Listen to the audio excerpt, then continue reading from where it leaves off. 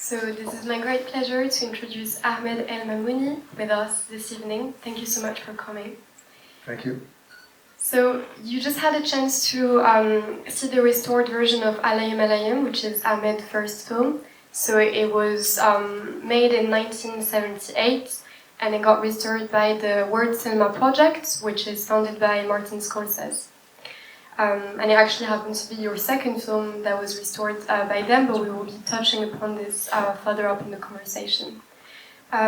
So you have this incredible filmography, Ahmed, but I would like perhaps to start to discuss about your transition from your theater background to your filmmaking first experience that was Alayim Alayim. Good evening, everybody.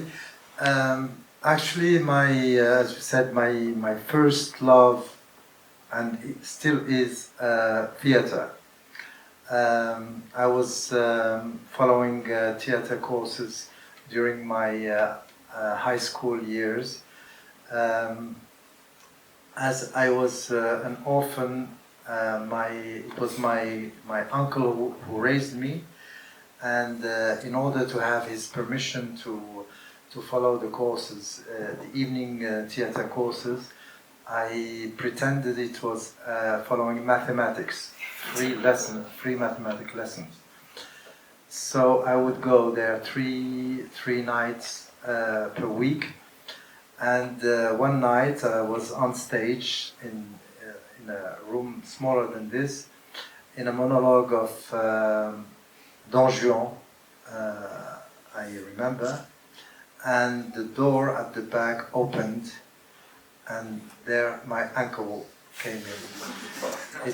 He was like, the statue of the commander in Don Juan, and he came straight to me, took me by the ear, and he shouted at the teacher and said, "This is not mathematics, this is dance." And it was the end of my theater courses there. After the high school, I went to Paris to study economics, and after I graduated, I felt free to go back to theater, and I had really a great opportunity to join a wonderful community of professionals in the Université Nationale du Théâtre des Nations, with professionals from all over the world. And there I had the chance to meet Peter Brook, for instance, and great artists. And as I wrote a play and it entered the contest, I won a prize, and the prize was to having it produced and to do a tour of it, a small tour. And during one of the performances, I was behind the scene, and I was doing the lighting, and I noticed that my scenography was it just appeared to me like that. It was somewhat cinematographic, as I have a scene with three characters at the back of the scene starting their dialogue, and then coming in front of the audience, two of them, and one of the characters would go in the audience to finish his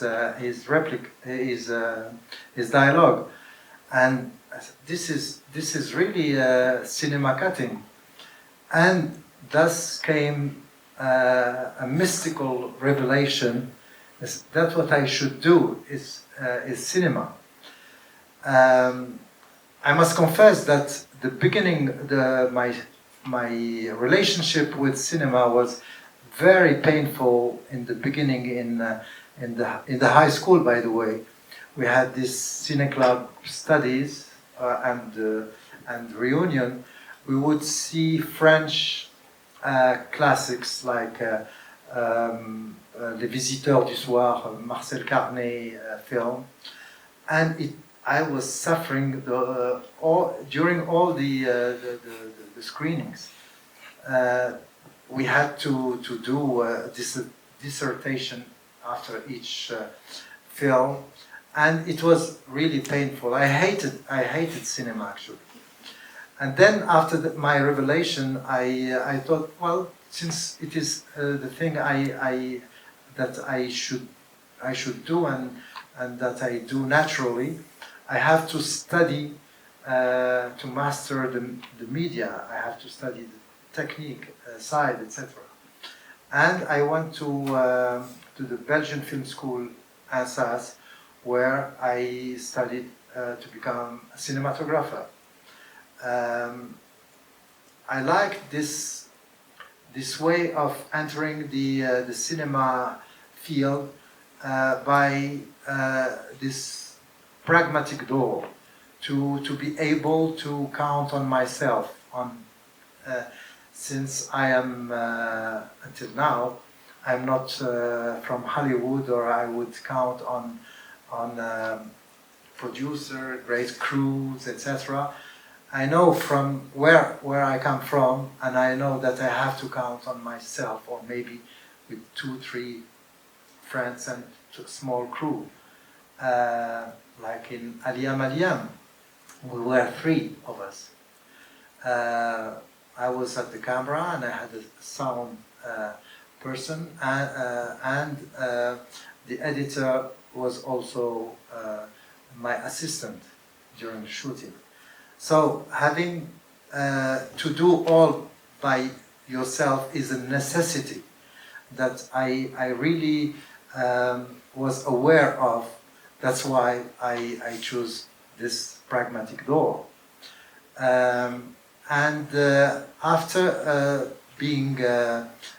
graduating from the film school, I started making films for others as a cinematographer. And I was happy with that. And one day I had this curiosity of just one simple question: why at one point in our life we lose hope in our natural horizon? Why should we leave our hometown, our village, and go seek living subsistence elsewhere? There were few films at that time in the 70s about immigration, but always immigration in the land of in Europe, for instance.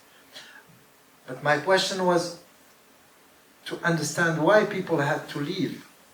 So I took my still camera, and I went to just scout and look, asking friends to meet. At that period, there were only poor workers, mainly farm workers, who would be leaving their country. Unfortunately, Aliyam is kind of a premonition. It's many years now, which was only this desperation in your own horizon now has spread to whole African society. I have friends, they are cardiologists, they are very comfortable in life, and what their dream is to emigrate, to go to open a bar in New York, for instance, which I think is well. Why if you really want to open a bar, why don't you open it in your hometown? But this really desperation of in your own horizon was my main question, which started all the work on Aliyam Aliyam. So friends took me to meet these farm workers, which had a hard life, but it seemed to me not violent. They were not suffering from anything violent. It was a smooth thing. But when you think about it, it's really very, very hard. And that's why I needed at one point in the film to show how life is hard and how this Abdul Wahid, this main character, he just put it in his words. He cannot make a living there. So 1 + 1 is as simple as that. He cannot make it, so he has to go somewhere else. So when I first met Abdul Wahid, I was really very, very impressed by his consciousness and his pragmatism, and his he knew what he wanted to do. His only problem was to have a real document, a contract, to be able to emigrate, officially, not to just go as they say now, to burn your papers and go and arrive somewhere. And from him, I met his family, I met his friends, I met the whole village, and one leading me to others, and I started to document all that I wanted to document that with my still camera. So I took the camera for the first time, and everybody said no. And I was scared. Why can't I just want to take simple still pictures? Said no. Why do you don't want me to take pictures? Said because we are our clothes are dirty. Everybody will be becoming laughing stock. Everybody will be laughing at us. Look at that. It's ridiculous. It's we are ashamed how we are. And they said, okay, wait a moment, and they would go and they would change their clothes and put on their Friday clothes or Sunday clothes and come in front of me, and they stand still, and I take those pictures. But I kept trying to take the pictures I wanted, during their working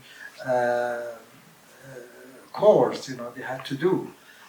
And I showed them all the pictures I took, the ones they wanted and the ones I took.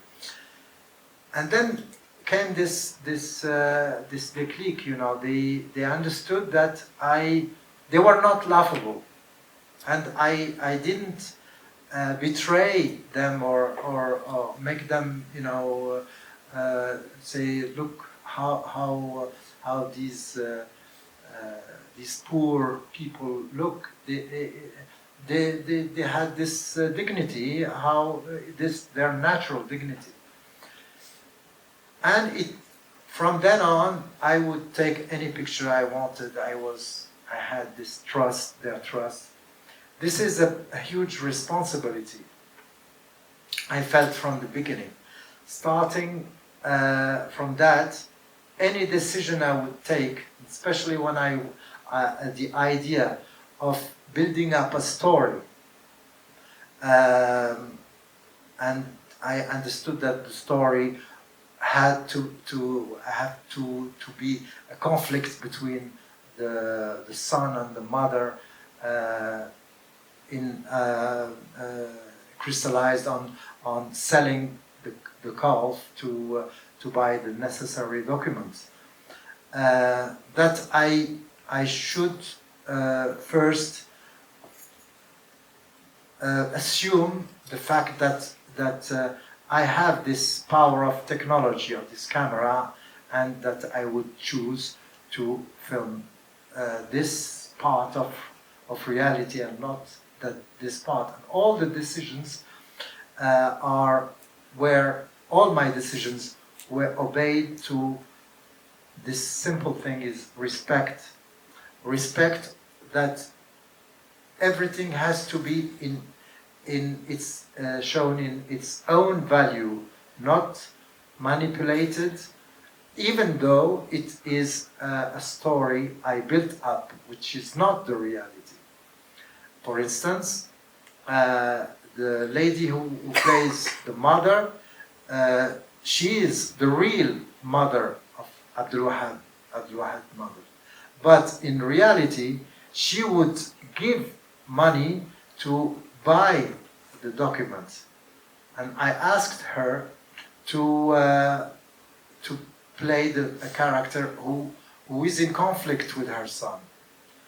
Because I knew, and I was told, and I met mothers who were left without news from their sons who emigrated to Europe, and they were in a worse and in a very difficult situation. And the mother understood that, so she acted that naturally. During each preparation of a sequence, I would let's say draw the sequence, what's going to happen in it, and how it's going to be cut in shots, and what dialogue they would say.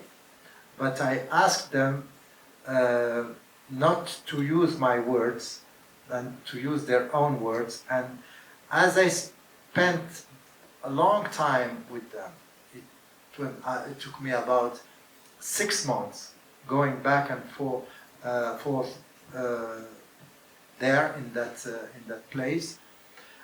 I knew exactly how they would express such situation, and I would remind them, remember in this situation what you said, so I want this thing to come out. And fortunately, and also because I knew how to trigger each scene. It's completely different from working with professional actors, but at the end of the day, it's the same thing. You want an emotion to come out. You want to build slowly this story and make them believable, and make the story believable. So they would act as as professional actors, but they were not, and they became so professional that, for instance, the main character, he knew that the camera had a frame. I mean, that at this place he is not in the frame, and he would ask me like a professional actor, when am I in? He would ask that. And he knew the frame he would be on, which shot, is it close up or not, and he would act accordingly. That shows that as simple as that it is not reserved to sophisticated people who study at university, but just normal people can understand these things. Rented all, it's just technology. This reminds me of a story. It's the first time I rented this camera. It's an Eclair Coutan 16mm camera. I rented it from Paris. It's all I had. I worked as a cinematographer in other films, and I put all that money in the production actually. And I rented that camera, and the first time I brought the camera in the village, and it was in the house of the mother, and I put it carefully, and we started talking, and she wanted, it's her rhythm, she wanted the place to be clean in order to offer us tea as a welcome. And she started to sweep the place to make it clean, and she rushed to the camera and she took it. And I was, I didn't do it, but I was going to jump on my camera. Oh, careful! This is a camera very expensive. I rented it from Alga Samuelson in Paris, and it cost me a lot of money. But I didn't do it because I was, at the same time, I was happy because she was not impressed by this camera as much as I was. It's just a tool. It's just like her son's tool to work the earth. It's why should she be impressed by it? And things like that make and to be noticed makes me understanding that what is important and what is not important. As I told you, in the genesis of this work of Aliyam Aliyam was the still photography, and this you can see it in the rhythm of the film. The dimension of time that the still photography imposes on us is something that I wanted to adapt to film language. It is my first film, and I wanted to be as daring as possible as I could. After all, it was my money, so I didn't even think of the commercial career or anything. I was in 1977. I had this little money, and it was put in the film, and I had really this conscience that I'll be as daring as I can, and I have the total freedom of doing what I wanted to do. This simple thing I keep repeating myself with my students in the film school now, asking them to be daring. I never dreamed or thought that this work, this as modest as it is, would one day be selected to be the first Moroccan film to be shown in Cannes Film Festival. This is the miracle, one of the miracles of cinema, actually.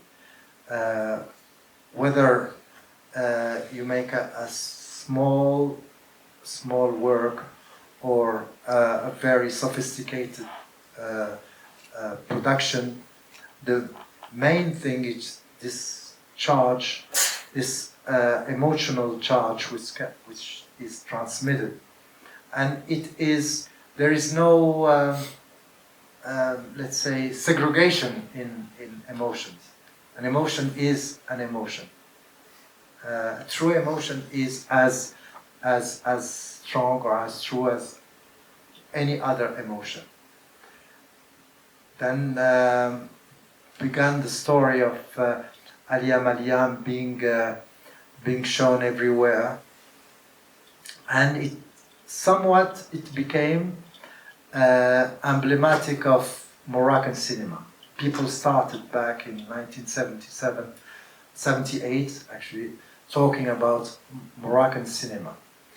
And I had this thing I would repeat constantly. There was no Moroccan cinema. There were Moroccan films. I helped friends doing cinematography for their films. But when you say a cinema, it means that there is a movement of let's say of thought or a stock of literature or writing or behind all this, and that period there was no such thing. We were kind of as a lonesome cowboys, doing our thing, each one in his corner. I had the chance during Aliyam to meet the wonderful music group Nas El Riwan. Back then, in 1970s, they were like, as Martin Scorsese would say, the Rolling Stones or the Beatles of Morocco. And having this relationship with them, during my preparation of Aliyam, really we built a strong relation together, to the point that with them we started dreaming of a project of musical comedy together. But they were on tour all the time, and at that period, no internet, we couldn't exchange. We had to sit together physically, at least 2-3 weeks, to write down our ideas.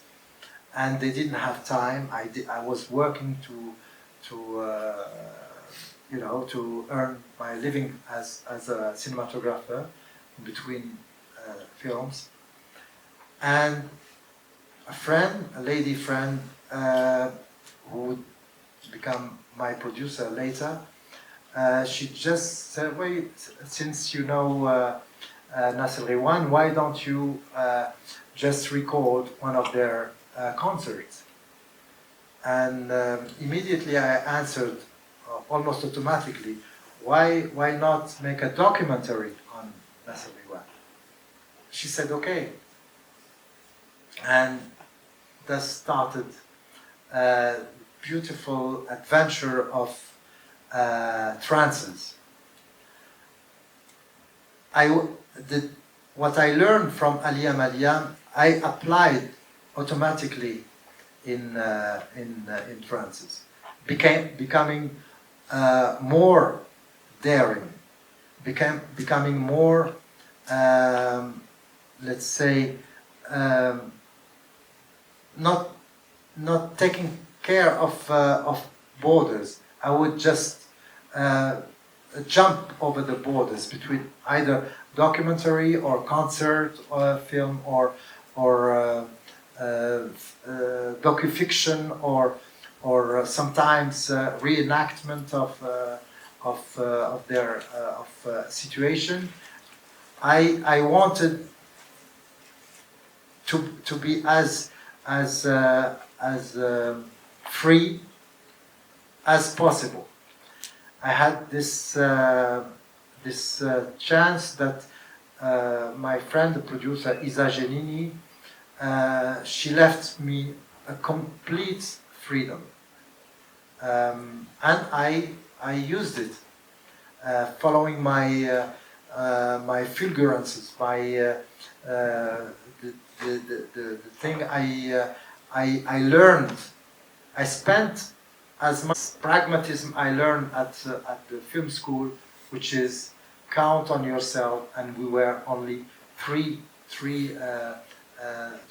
a team of 3 members. For some concert scenes, I asked some friends to be on extra cameras. But all the scenes where the discussion scenes, all the family scenes, etc., I was my own cameraman. And that's led me to this freedom and spontaneity that's still you can sense still now 40 years after it was shot. I don't know if you have seen the film, but there is a scene I wanted the members to remember their the founder of their group who is dead, and I started by making them think about him on special occasion, what he would do, etc. And the whole thing was dedicated. The whole sequence was dedicated to this member, Bouchmea, who is the father of Nasr Diwan, actually. Being at the camera gave me this freedom to, without rehearsing, just to follow the rhythm of the remembrance and giving chance to emotion to spring and to come out of that remembrance. Freedom is something which is at the core of the way how I see filmmaking. Even when I later, when I use a more sophisticated team with sometimes 50 members, I always seek this agility, this speed of reaction that brings true emotion. It's very usually when things are written down and they have some kind of dryness, and it is, for me, it's death of creation. You cannot be creative with something if it's a dry scene. It's there, it's all written, it has a logic, everything is okay on paper, but then on the screen, no emotion. Emotion comes from this simple, tiny thing. Is like when if you are a painter, the last brush stroke. It doesn't change the whole canvas, but is that last thing make the emotion coming. After this trances story, there is it came with its own miracle. As Aliyam, I did it as a very modest work, and it was selected in Cannes. Trances was sold to a small company, American company, cable television, showing the film 24 hours on 24 hours.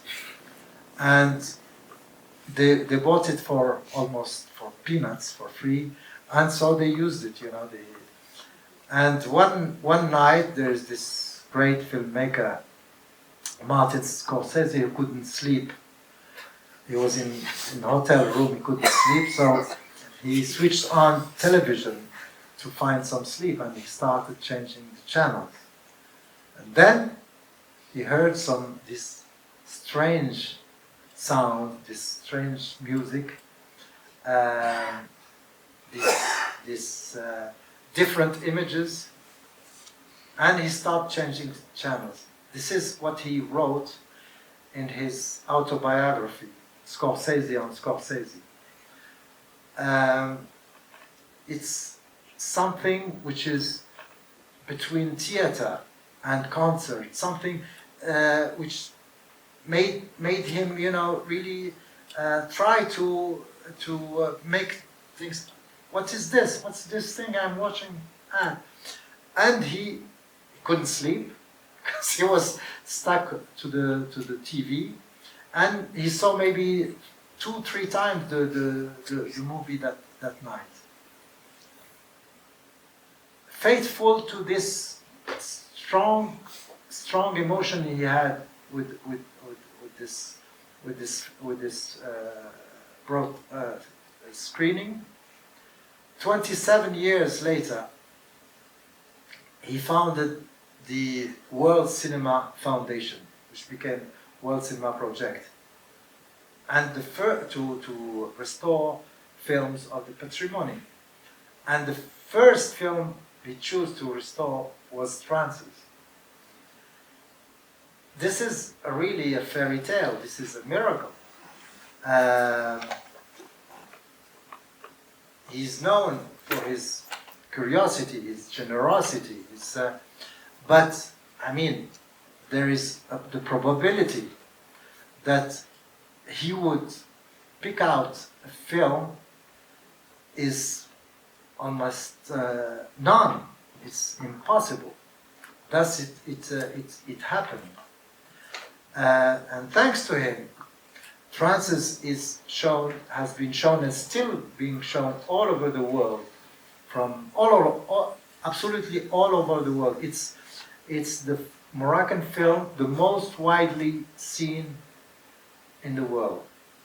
And after that, he decided to restore Aliyam Aliyam.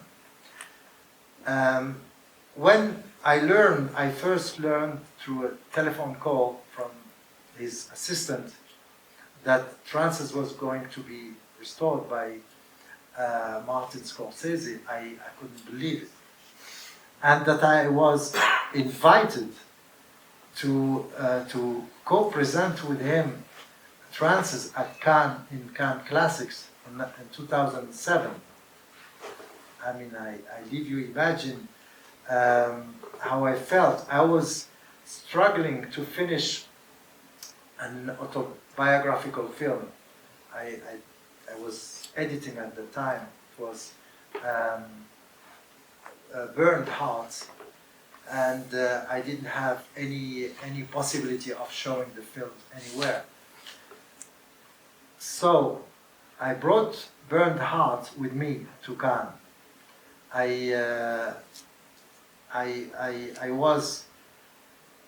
It's very, very, very mixed feeling.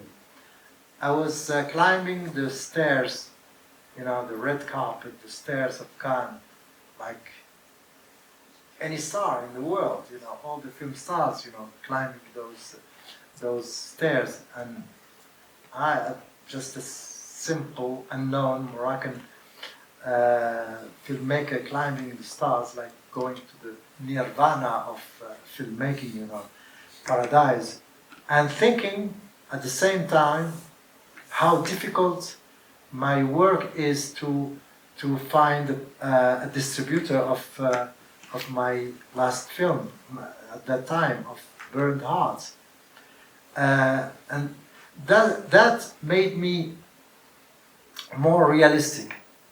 It made me calm down. You cannot even find a distributor to show your film. So don't think you are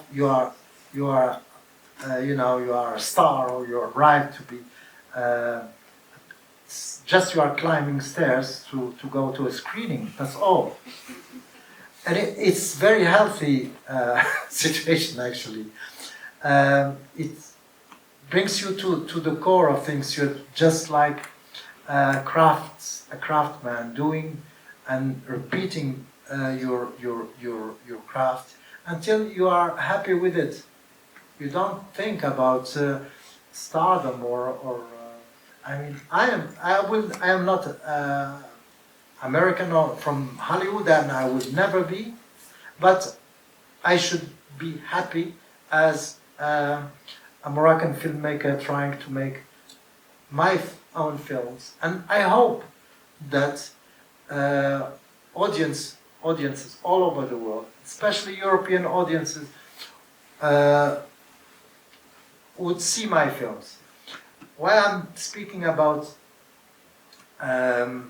European audiences, is I knew a period where there was a real curiosity in Europe for our films, for African films, etc. But this curiosity was diminishing almost year after year, and nowadays I see less curiosity. I see like if there is the window is closed. People have other things to watch. Maybe there are too many films. Maybe Netflix is killing this curiosity. But I think it's that our films have played a very important role. They bring again this obsession of mine. They bring freedom to you. They bring freedom to Europe. If European audiences keep closing this window, they will never have the chance to meet our universality, to just to maybe to feel the richness of emotions, more emotions, and thus to make them richer, to make them let's say more free or freer. This is something I really sense each time I'm in Europe, that curiosity is shrinking. Sometimes following, let's say, what's in fashion, and fashion is or trends keeps changing. Let's say.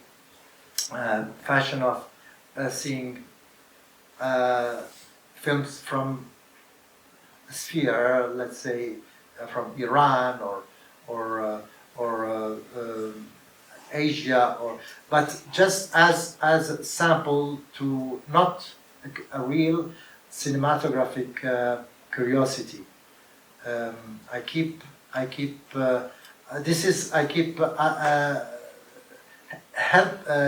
hoping that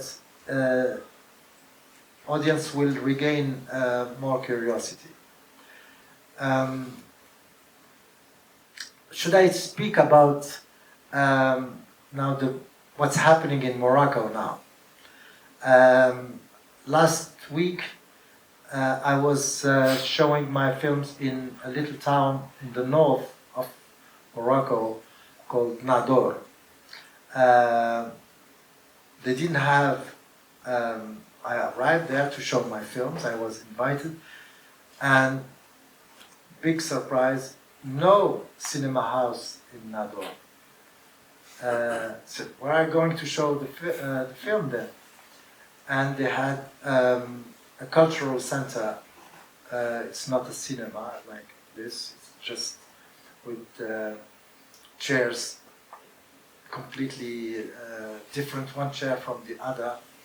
The screen is just almost improvised screen. Quality of the projection I was ashamed of that. But I was happy to show the film because I'm looking always for this encounter. A film is something which can live if it's seen. If it's not seen, projected and discussed, it's dead. So I'm looking for this encounter even in such adverse conditions like I do last week. Audience was there. The week before, I was in Saudi Arabia in Jeddah. Really fancy cinema house. Everything was to the tip top, you know, to latest technology. The film was shown, but there was no discussion. It's like consumering, you know. It was put on an agenda, films from this country and this film shown, but no discussion, no life. This thing I was looking for, that the film is living, the encounter is there, and the discussion is there, didn't happen. So that's why I took the plane from Casablanca to come to this encounter, to show the film, and also to answer your questions. Thank you.